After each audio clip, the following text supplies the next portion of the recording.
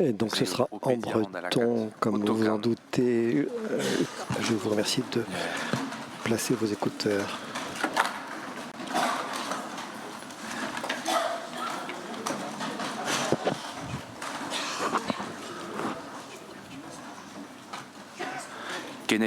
Mes chers collègues, dès la première page, il est écrit que l'offre ferroviaire et ses infrastructures doivent constituer un outil d'aménagement du territoire. Nous sommes d'accord. Les orientations posées pour le développement de l'offre ferroviaire sont plus largement révélatrices et structurantes pour l'équilibre territorial breton. Quelles sont-elles dans ce document? Résumé, plus d'offres entre Rennes et Quimper, plus d'offres entre Rennes et Brest, plus d'offres entre Rennes et Nantes, plus d'offres dans la périphérie rennaise. Fort bien. Cette offre supplémentaire est la bienvenue. Mais pourquoi ce choix de polariser l'offre autour de Rennes? Faut-il y voir la transposition dans le champ ferroviaire de la décision récente dans cette assemblée d'attribuer au pays de Rennes 12% des espaces urbanisables en région Bretagne pour les années à venir, sur seulement 4% du territoire? Tout se passe comme si nous reproduisions le modèle parisien d'un hypercentre auquel les périphéries doivent se lier le mieux possible, faute sinon d'avoir d'avenir pour elles. Mais le modèle parisien convient fort mal à la Bretagne. Il convient mal à ses habitants, il convient mal à sa géographie. Rennes, vous l'aurez remarqué, n'est pas centrale en Bretagne. En faire le centre névralgique de notre réseau ferroviaire pose bien des problèmes pour plus à l'ouest. Aujourd'hui, si on veut faire un Guingamp-Lorient en train, on me propose de passer par Rennes.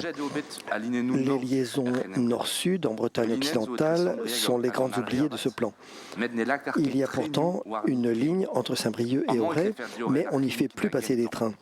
En matière de développement de l'offre, cet axe devrait être prioritaire puisque l'offre est aujourd'hui égale à zéro. Non seulement ce détour rennais est long et coûteux, mais il contribue à saturer la gare de Rennes avec du trafic qui n'a pourtant rien à y faire. Gageons qu'on y verra demain le prétexte à de nouveaux investissements ferroviaires à Rennes. Encore, on rit jaune en lisant dans le texte de la Convention que le travail avec la SNCF permet une parfaite complémentarité TGV-TER au bénéfice de tous ces territoires. Merci pour ceux qui ne sont même pas desservis.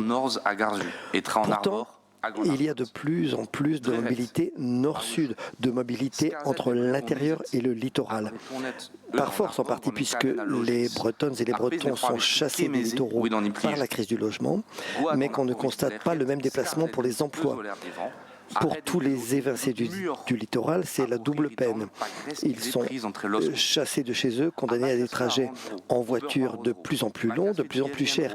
Et si la région s'en souciait, si elle faisait pour eux, une priorité de la réouverture des liaisons ferroviaires nord-sud performantes?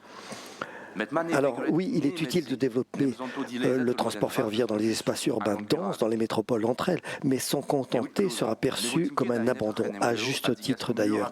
En conclusion, notre groupe ne s'opposera pas à cette convention qui prévoit une augmentation de l'offre ferroviaire, mais déplore que ce progrès ne concerne qu'une partie de la Bretagne et en laisse une autre à quai. Je vous remercie.